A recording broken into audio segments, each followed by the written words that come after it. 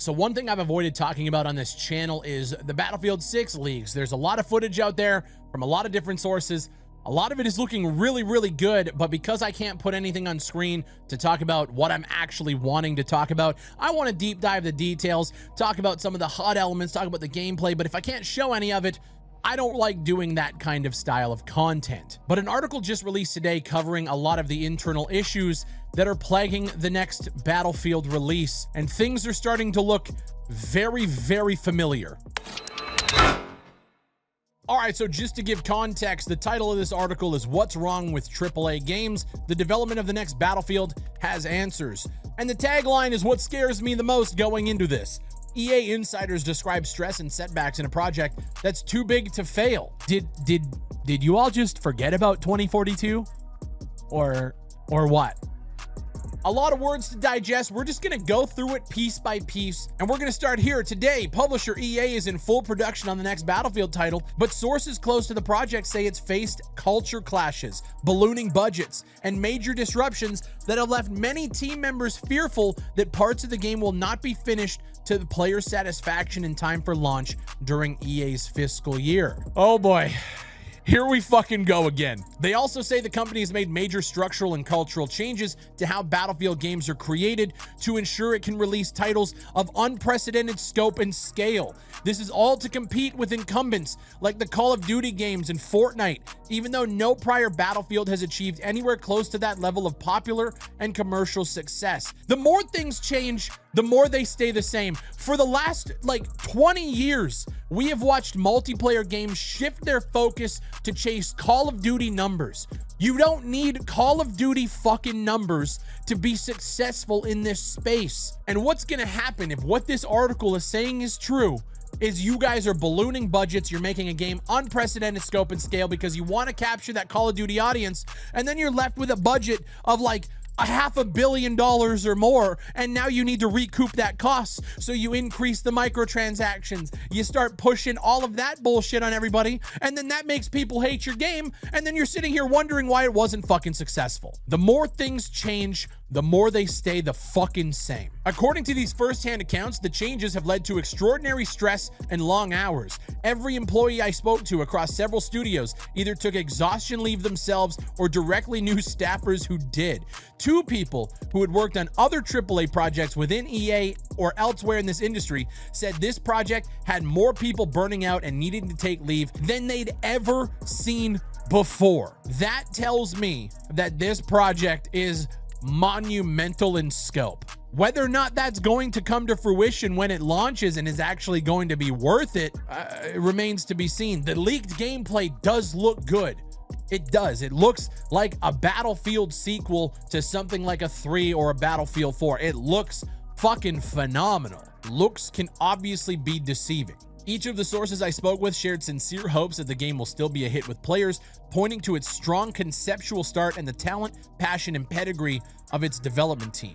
And like I said, with the leaked gameplay, you can tell that whoever was working on this game knows what the players want. Modern or close to modern near future military shooter with destruction elements, with core Battlefield classes, with core Battlefield staples. It's not that fucking hard to conceptualize. It's hard as fuck in today's day and age with the engine and the tools we have to make a game that cohesive and that polished. I don't know what those developers 20 years ago were smoking, but they were cracked out of their minds and they created some of the greatest games of our generation. And to be able to replicate that for 20 plus years, I've yet to see a studio be able to do it, including Call of Duty, you know, the company that you guys keep trying to chase numbers for. To understand exactly what's going on with the next Battlefield title, codenamed Glacier, we need to rewind a bit. No, the fuck we don't. We already know the history. I ain't going through this.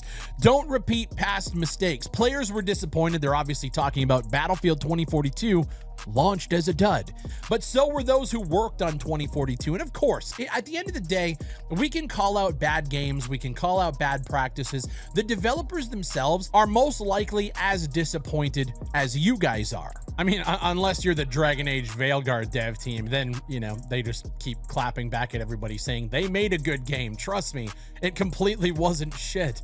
Go fuck yourself. But if we do have to step back a little bit and talk about what has actually changed since the blunder that was 2042, they brought on Byron Beed, who was the general manager for Call of Duty, and the influential shooter Destiny. I don't know if that's, at this point, I don't know if that's a good thing to put on the resume. EA also hired Marcus Lato, co-creator of Halo, as creative chief of a newly formed Seattle studio called Ridgeline Games. And they also brought in Vince Zampella, who, if you guys don't know, Vince joined EA in 2010 to work on other franchises, but EA announced that Zampella would oversee Battlefield moving forward. Now, in regards to Marcus Lato, they shut that shit down, which is really, really unfortunate. And we've covered it in the past. Marcus Lato left on very bad terms. He wasn't a fan of how things went down, and he was clearly holding his tongue when it came to his posts on social media, but you got the gist. Now, going back to my criticism about chasing Call of Duty numbers, while 2042 struggled, competitors Call of Duty and Fortnite were posting astonishing player and revenue numbers, thanks in large part to the popularity of their Battle Royale modes. And realistically, guys, if you think back to when 2042 launched,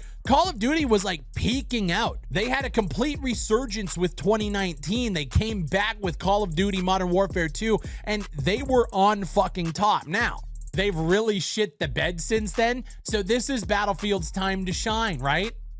Of course, most previous Battlefield titles had been premium releases with the upfront purchase and no free-to-play modes, whereas successful competitors like Fortnite and Call of Duty made their Battle Royale modes freely available, monetizing users with in-game purchases and season passes that unlocked post-launch content.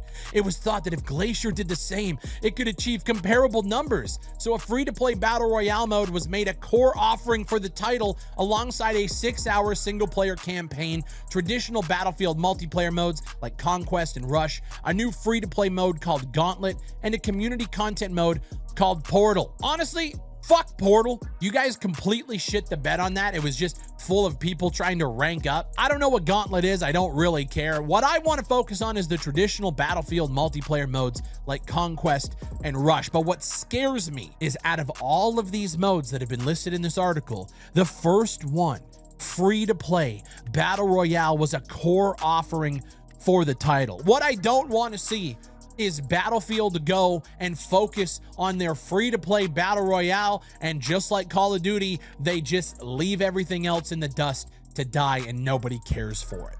A 6-hour single-player campaign could be pretty cool. But with all of that said, all of this means that this is now the most expensive Battlefield title of all time. The project targeted a budget of more than $400 million back in early 2023, which was already more than was originally planned at the start. So we had a target of $400 million, which is already higher than what they originally wanted. My guess, it was probably 250 to 3. However, major setbacks significantly disrupted production in 2023. More on that in a moment. And hundreds of additional developers were brought onto the Glacier team to get things back on track, significantly increasing the cost. Multiple team members with knowledge of the project's finances told me the current projections are now well north of $400 million. We're pushing over $500 million for the next Battlefield title, and there's still problems. There's still problems with the fucking game. Despite the big ambitions of the new leadership team, very few people working in the studio believe the $100 million target was achievable. So it was originally set to be at $100 million. Then they went to 4. Now it's over 4. That's fucking crazy. Among the things that we're predicting is that we won't have to cannibalize anyone else's sales, that there's just such an appetite out there for shooters of this kind that we will just naturally be able to get the audience that we need. I have to say, if there is one thing that Battlefield can count their blessings on, it's the fact that Call of Duty is turning people away in fucking droves. It's the fact that Fortnite, even though they call it a competitor because they're competing for people's time, Fortnite does not deliver an experience that Battlefield does. They're completely different games. Yes, at the end of the day, you're vying for people's attention. You're vying for people's time, which means every game is a competitor to you, and you should be looking over the fence, seeing what they're doing. Ballooning a budget potentially 6 to 7x of what you originally wanted is fucking insane. In 2023, a significant disruption to the project put one game mode in jeopardy, foreshadowing a more troubled development than anyone initially imagined, which they're obviously, I guess, talking about the Ridgeline implosion. The studio worked on the campaign for about 2 years while it was also scaling and hiring talent to catch up to the established studios within that Battlefield wheelhouse. Sources in EA teams outside Ridgeline told me that there weren't proper check-ins and internal reviews on the progress, obscuring the true state of the project until the fateful review. On the other hand, those closer to Ridgeline described a situation in which the team couldn't possibly complete its objectives, as it was expected to hire and scale up from zero while also meeting the same milestones as established studios with the resources already in place. They started Ridgeline and were like, okay, we need you to be at the same level as Criterion in a year. We need you to be this, while also starting from zero, while also not having the same amount of resources. It sounds like it was an impossible task for Marcus Lato and that team. It might look like a bad thing, you know, you got laid off, your studio imploded. It might be the best fucking thing that could ever happen to you if you really look at it. After the shuttering of Ridgeline, ownership of the single player shifted to 3 other studios: Criterion, DICE, and Motive. But those teams had a difficult road ahead, as there was essentially nothing left that Ridgeline had spent 2 years working on that they could pick up and build, so they had to redo essentially everything from scratch within the same constraints of when the game had to release. So holy fuck, not only did Ridgeline get set up to fail, now they basically said, hey, take everything that they're doing and bring it up to a standard within less time, because they just spent 2 years. Now you got to catch up, but they had nothing that could catch up, so they had to rebuild it from scratch, scale up, and then do that's fucking insane. Single player was 2 years behind. As of late spring, it was the only game mode that had failed to reach alpha well over a year after the initial overall alpha target for the project. Holy fuck. Are you guys paying attention? How many times have I said that a studio with 5 studios underneath it in an umbrella having to jump through hoops, all of this is a symptom of just being way too fucking big. EA thinks that this is a too big to fail situation. No. This is a symptom of this is why games fail, because you are way too massive. Speaking with people who have worked or currently worked at DICE, the tension between Summit, the studio, and the new US-based leadership team was obvious. The pride of having started Battlefield and owning that IP, but now the studio was just supporting it for American leadership, said one person who worked there. Further, there's a lot of distrust and disbelief when it comes to just operating toward numbers that very few people believe in apart from leadership. So there's a clear disconnect when they bring in Byron B, when they bring in Vince Zampella, when they bring in these people to oversee the franchise. They have numbers and they have goals set in their mind that the teams have to achieve. 2 other major factors are at play here: scaling pains as the scope of the project expanded, and differences in cultural values between US leadership and the workers in Europe. Interesting. DICE being originally a Swedish studio, they're a bit more humble. They want to build the best game and they want to achieve the greatest in terms of the game experience. Of course, when you're operated by EA, you have to set financial expectations. Publisher and developer relations fraying away at the seams. Yeah, par for the course. The fact that like these companies just haven't learned yet is insane to me. On the day that Microsoft just laid off 9,000 people, following like a 6,000 and a 5,000 layoff back in, like, I believe it was May and June, or April and May. These studios are being decimated. Games are being canceled left, right, and center. And I'm reading this article and I'm just like, you guys have learned nothing. Along with US companies' emphasis on quarterly profits have affected Glacier's development far more than with previous Battlefield titles. EA Studios use a system of gates to set the pace of development. Projects have to meet certain criteria to pass each gate. For Gate 1, teams must have a clear sense of what they want to make and some proof of concept showing that this vision is achievable. As they approach Gate 2, they're building out and testing key tech, asking themselves if it can work at scale. I actually like the gate system. This is how things should be done. You need to keep order when it comes to a development project of this scale with this many hands-on. I totally get it. Gate 3 is full production. Glacier was expected to pass Gate 3 in early 2023, but it was significantly delayed. When it did pass, some on the ground questioned whether it should have. Holy fuck. A former employee with direct knowledge of production plans told me that as Gate 3 approached, prototypes of some important game features were not ready, but since there wasn't time to complete the proof of concepts,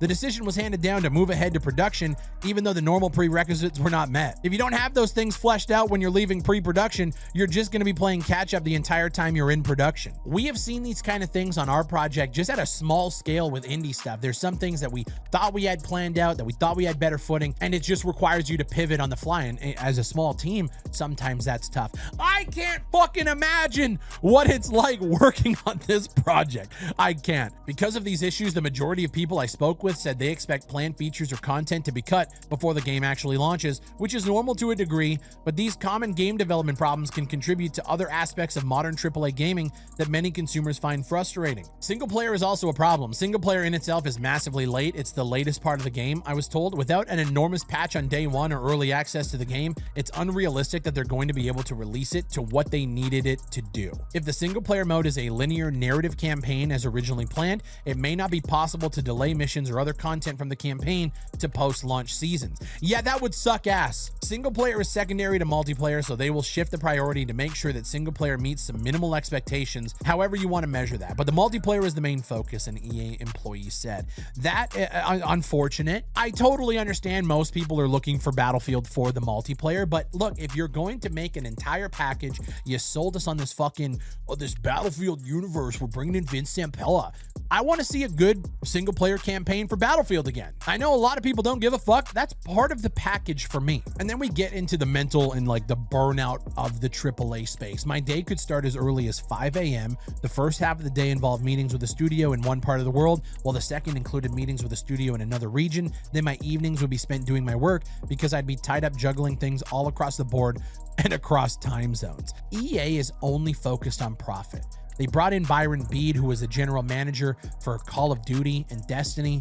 He is there to make sure that they are creating a game that can funnel as much fucking money out of your pocket as humanly possible. Now, here's the thing. I have no problem with microtransactions if the game that is actually providing the funnel for it is actually good.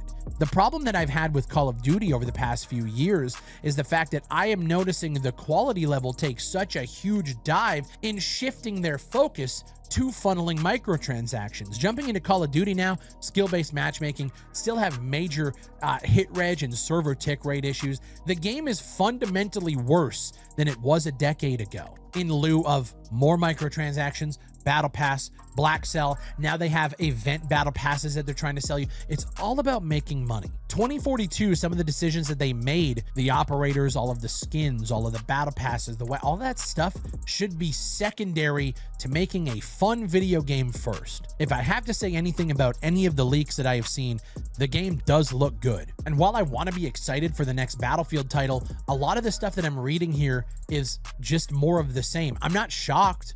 I'm not sitting here going, oh my God, how could they?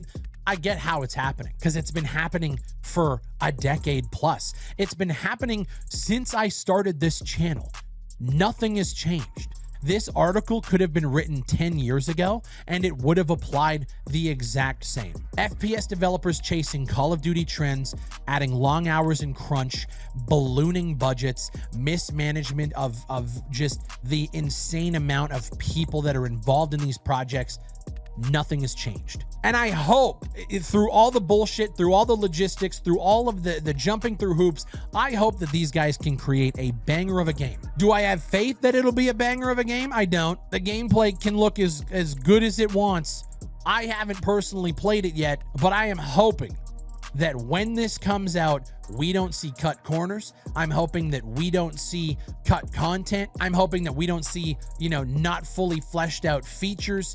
And I hope to fuck that this isn't an early access, janky, early beta for a full launch premium fucking release. I want to know your guys' thoughts down below. Are you excited for the next Battlefield game? Have you been seeing the leaks? How do we feel about what we're seeing and what we're hearing about this game? Let me know down below. And while you're down there, leave a like on the video, subscribe for more content just like this. Subscribe for more Bigfry. And while you're at it, pick up a tub and a shaker from gamersubs.gg. Use code Bigfry for 10% off your order. And if you guys want to get some free samples and just try it out for free, you guys can click this link at the top of the website. Takes you to the free GG samples. All you got to do is pay the shipping and you can get yourself a 3-pack. Try a couple different flavors before you commit. As always, guys, my name is Bigfry. Thank you guys for watching and I'll see you on the next one.